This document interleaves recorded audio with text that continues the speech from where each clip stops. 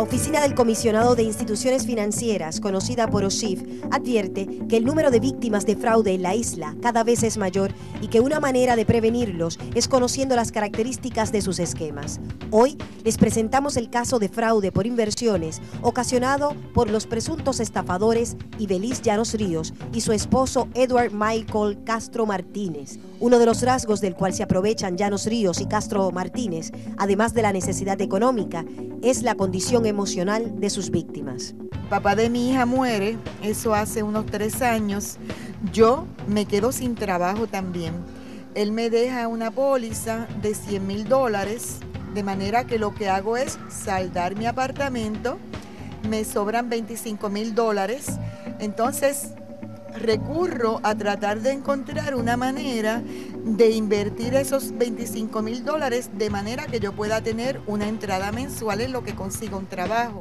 La otra víctima nos confesó que cayó en el engaño, pues deseaba profundamente agasajar a su esposa con un viaje, pues pasaba por una crisis matrimonial. Veamos ahora las vías que estos estafadores usaron para llegar a ellos. Y veo un anuncio en la parte de oportunidades comerciales o finanzas, discúlpeme, que dice oportunidad comercial. Quiere invertir y recibir buen rendimiento. Llame para recibir instrucciones. Ellos llamaron al pastor mío para ver si él podía invertirle este dinero, pero como él no tenía, él me preguntó a mí si yo quería invertir y yo invertí el dinero. Según estos testigos, la especialidad de Llanos Ríos es en el mundo de las iglesias evangélicas, en donde las inversiones monetarias son vistas con buenos ojos.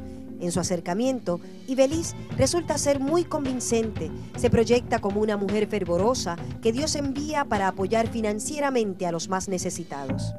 Recibo respuesta de la señora Ibeliz y ella, pues lo primero, cuando yo le digo de mi deseo de hacer esas inversiones, ella pues se muestra muy efusiva y me dice que yo fui también la enviada a ella por sus oraciones, porque ella es una servidora, sierva es la palabra que usa, ella es una sierva del Señor. En ese tiempo que el pastor mío la conoció fue en la iglesia de Wanda Rolón, y de ahí pues partió que yo la conocí y ahí pues, empezó el negocio.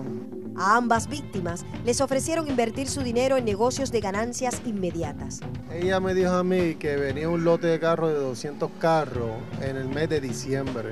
Yo le di $10,000 a ellos para duplicarlo. Enero 15 me iba a dar los $20,000 porque ya los dealers le dieron los cheques.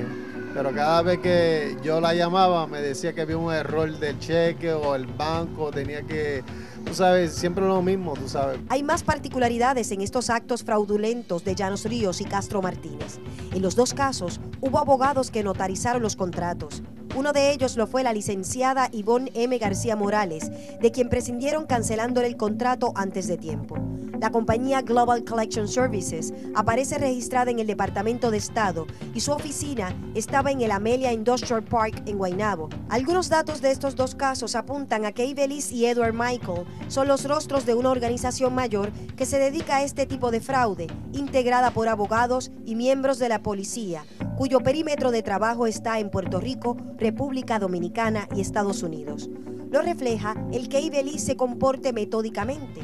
Por ejemplo, para evitar que las querellas a su persona se consideren como casos criminales, se encarga de devolver algún dinero a tiempo a la víctima para que así los fiscales los archiven y se conviertan en casos civiles y sea mucho más difícil apresarla. Por lo pronto, si está muy necesitado de dinero y se acercan a usted dos feligreses encantadores que se expresan muy bien y se consideran siervos del Dios Altísimo para ayudarle en sus problemas económicos, advierta que puede estar frente a unos estafadores muy talentosos. Bueno, Anamín, ¿qué nos dice?